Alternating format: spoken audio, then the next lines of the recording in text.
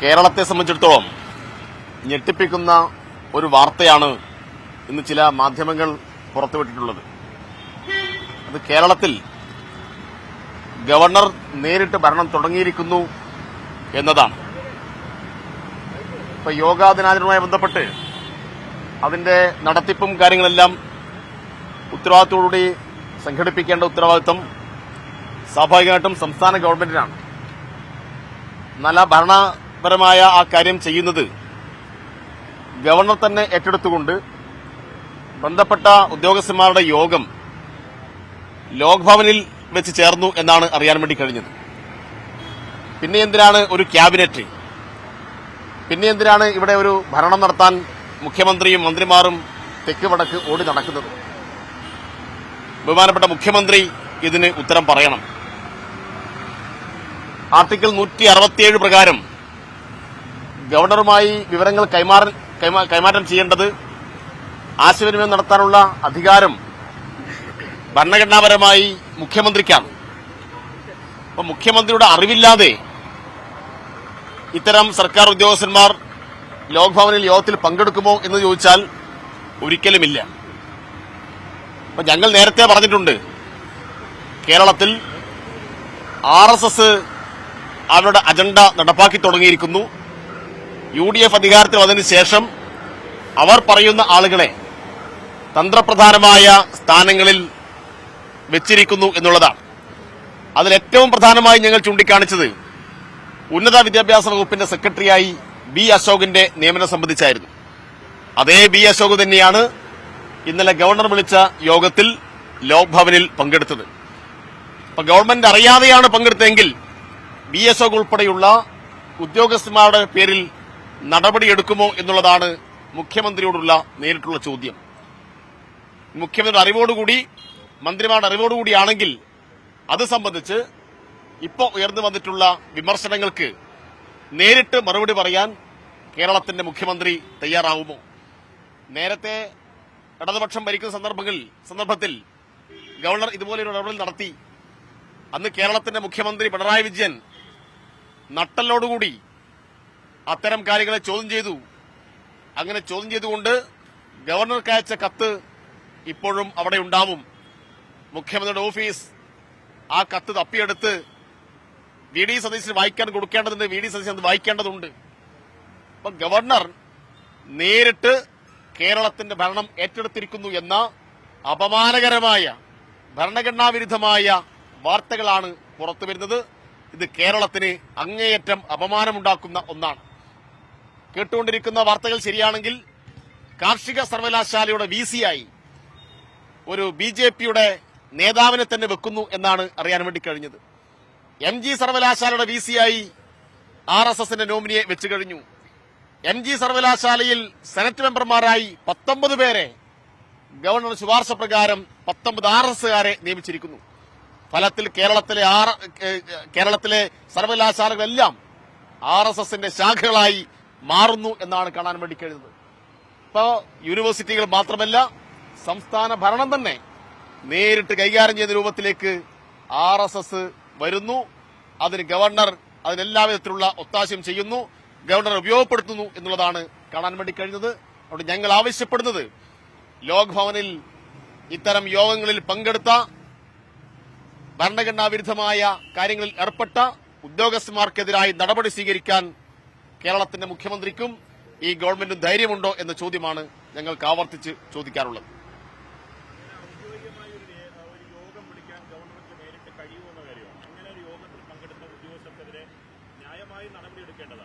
ഒരിക്കലും കഴിയില്ല. യഥാർത്ഥത്തിൽ ഗവർണറുമായി ആശയവിനിമയം നടത്തേണ്ടത് ആർട്ടിക്കിൾ 167 പ്രകാരം. അതിനുള്ള അവകാശം മുഖ്യമന്ത്രിയിൽ മാത്രം നിക്ഷിപ്തമാണ്. അപ്പൊ മുഖ്യമന്ത്രിയിൽ മാത്രം നിക്ഷിപ്തമായിട്ടുള്ള ഒരു കാര്യം മുഖ്യമന്ത്രി മുഖേന മാത്രമേ ഇത്തരം കാര്യങ്ങൾ അങ്ങോട്ട് ചർച്ച ചെയ്യാവൂ എന്നിരിക്കെ എങ്ങനെയാണ് ഗവർണർ നേരിട്ട് ഇവരുടെ യോഗം വിളിക്കുക? ഞങ്ങൾ പറയുന്നത് അത് മുഖ്യമന്ത്രി അറിയാതെ ഒരിക്കലും നടക്കില്ല. ഗവൺമെന്റ് അറിയാതെ ഒരിക്കലും അങ്ങനെ യോഗം നടക്കില്ല. ഇനിയിപ്പോ ഗവൺമെന്റ് അറിയാതെയാണ് ഈ യോഗത്തിൽ ബന്ധപ്പെട്ട ഉദ്യോഗസ്ഥന്മാർ പങ്കെടുത്തിട്ടുണ്ടെങ്കിൽ ആ ഉദ്യോഗസ്ഥന്മാർ തൽസ്ഥാനം തുടരാൻ യോഗ്യരാണോ? അപ്പൊ ഇതെല്ലാം ഒരുപാട് സംശയങ്ങൾ ഉണ്ടാക്കുന്നുണ്ട്. അതായത് മംഗലാപുരത്തേക്ക് നടത്തിയിട്ടുള്ള സതീശന്റെ യാത്ര പലതരം ഡീലുകൾ ഉറപ്പിച്ചിട്ടുള്ള യാത്രയായിരുന്നു. അതിനുശേഷമാണ് ഉന്നത വിദ്യാഭ്യാസ മന്ത്രി പറഞ്ഞത് ഗവർണറുമായി ഏറ്റുമുട്ടാൻ ഞാനില്ല എന്ന്. ഗവർണറുമായി ഈ കേരളത്തിൽ ഏറ്റുമുട്ടിയത് എന്തെങ്കിലും സ്വത്ത് തർക്കത്തിന്റെ ഭാഗമായിട്ടല്ലല്ലോ, എന്തെങ്കിലും വ്യക്തിപരമായ ഈഗോ ക്ലേഷിന്റെ ഭാഗമായിട്ടല്ലല്ലോ. ഗവർണർ കേരളത്തിലെ സർവകലാശാലകളിൽ പലതരത്തിലും RSSന് വേണ്ടി ഇടപെടൽ നടത്തിയപ്പോഴാണ് ഗവർണറുമായി ഇവിടെയുള്ള ഇടതുപക്ഷവും SFIയും DYFയും എല്ലാം പരസ്യമായ സമരത്തിലേക്ക് പോയത്. അപ്പൊ ഉത്തരവാദിത്തപ്പെട്ട ഉന്നത വിദ്യാഭ്യാസ മന്ത്രി എന്താ പറയേണ്ടത്? ഗവർണർ തെറ്റായ കാര്യം ചെയ്താൽ അപ്പം നിലപാട് അറിയിക്കാം എന്ന് പറയുന്നതിന് പകരം വളരെ അഡ്വാൻസായി ഗവർണറുമായി ഒരു ഏറ്റുമുട്ടലും ഞങ്ങളില്ല എന്ന് പറഞ്ഞാൽ കൃത്യമായ ഡീലിന്റെ ഭാഗമായി എല്ലാം കോംപ്രമൈസ് ചെയ്തു എന്നാണ് മനസ്സിലാക്കാൻ വേണ്ടി കഴിയുക. അതിന്റെ ഭാഗമായിട്ടാണ് ഈ യോഗങ്ങളൊക്കെ.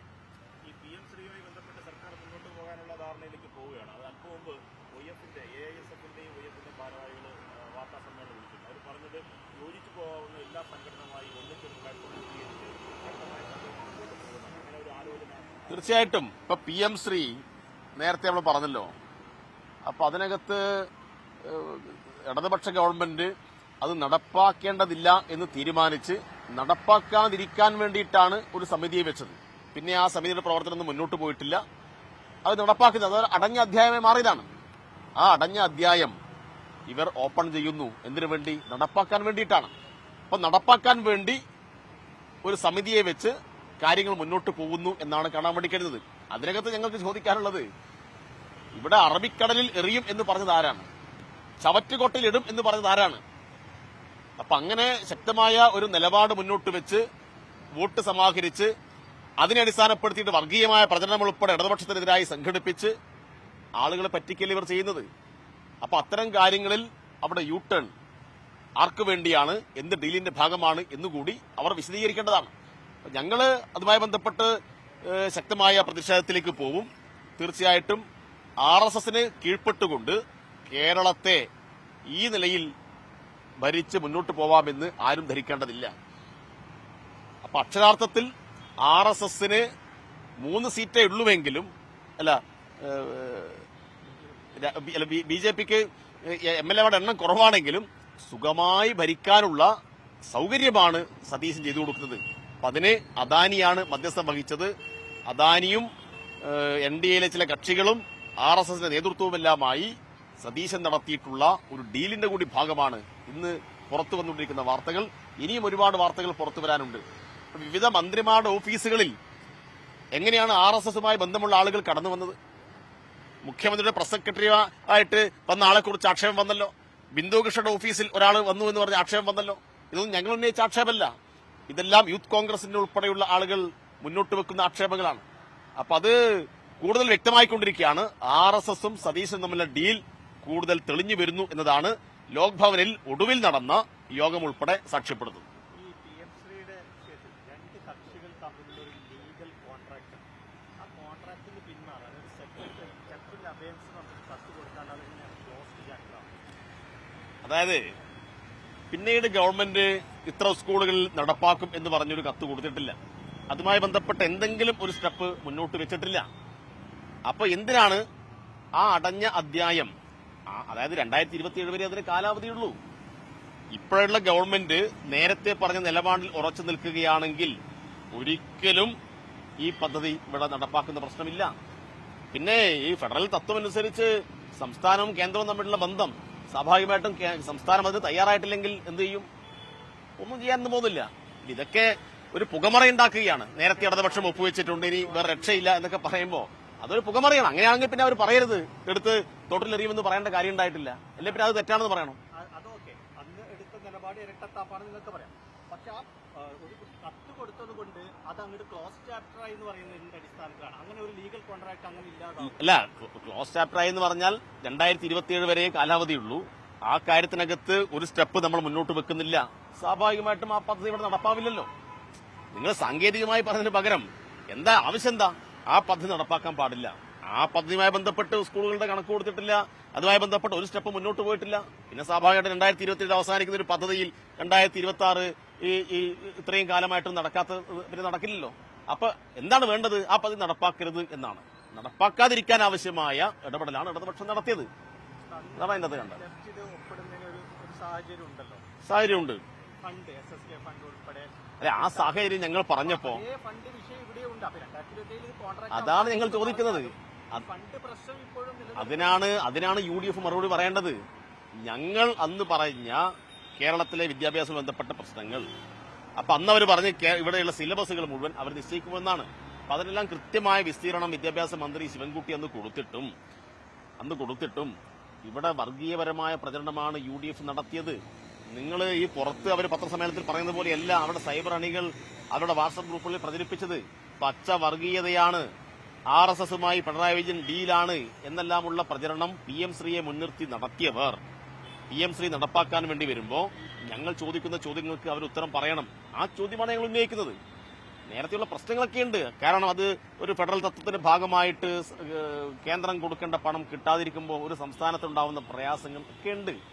അതിന്റെ പരിമിതിയും പ്രശ്നങ്ങളുമുണ്ട്. പക്ഷെ എന്നിട്ട് പോലും ഇങ്ങനെ പ്രശ്നം ഉയർന്നു വന്നു. നിങ്ങളെപ്പോലെ മാധ്യമപ്രവർത്തകർ അതൊരു വിഷയമാക്കി അത് മാറ്റിവെച്ചു. എന്നപ്പോൾ അവിടെ നിൽക്കണ്ടേ? അങ്ങനെയാണെങ്കിൽ നമ്മൾ പറയേണ്ടത് അന്ന് ലെഫ്റ്റ് അത് ഒപ്പിടാനുള്ള തീരുമാനം ശരിയായിരുന്നു. അന്ന് അതിനെ വർഗീയവൽക്കരിച്ചവർ ഇപ്പോൾ മറുപടി പറയണം എന്നല്ലേ യഥാർത്ഥ. അത് തന്നെയാണ്. ആ കാര്യങ്ങളെല്ലാം ഞങ്ങൾ പറയുന്നുണ്ട്. പക്ഷെ അന്ന് അറബിക്കടലിൽ എറിയും എന്ന് പറഞ്ഞ് അധികാരത്തിൽ വന്നവർ അധികാരം കിട്ടിയപ്പോ അറബിക്കടലിൽ വറ്റിപ്പോയിട്ടില്ല എന്ന് ഞങ്ങൾ അങ്ങോട്ട് ഓർമ്മിപ്പിക്കുകയാണ്. മനസ്സിലായില്ലേ? അപ്പൊ അതിന് അവർ മറുപടി പറയട്ടെ. ആ കാര്യത്തിൽ അവർ മറുപടി പറയട്ടെ. ഇപ്പൊ കുഞ്ഞാലിക്കുട്ടി എന്താ പറഞ്ഞത്? എന്തെങ്കിലും ഒരു കൃത്യമായ മറുപടി പറഞ്ഞോ? KM ഷാജിയുടെ ആവേശ പ്രസംഗം എന്തായിരുന്നു? അല്ലേ, എല്ലാവരും പ്രസംഗിച്ചല്ലോ. അപ്പൊ എല്ലാവരും പ്രസംഗിക്കാന്ന് പറഞ്ഞാൽ അതൊരു രാഷ്ട്രീയ കാര്യം മാത്രമായിട്ടല്ല അതിനെ പിന്നീട് അത് വ്യാഖ്യാനിച്ചത്. അത് കടുത്ത വർഗീയതയിലേക്കാണ് പിന്നീട് പോയത്. നമ്മളത് കണ്ടതാണ്. അപ്പൊ അതിനാദ്യം അവർ മറുപടി പറയട്ടെ, ബാക്കി കാര്യങ്ങൾ പിന്നീട് പറയാം. കൂടുതൽ വാർത്തകൾക്ക് News 18 Keralam YouTube channel subscribe ചെയ്യുക.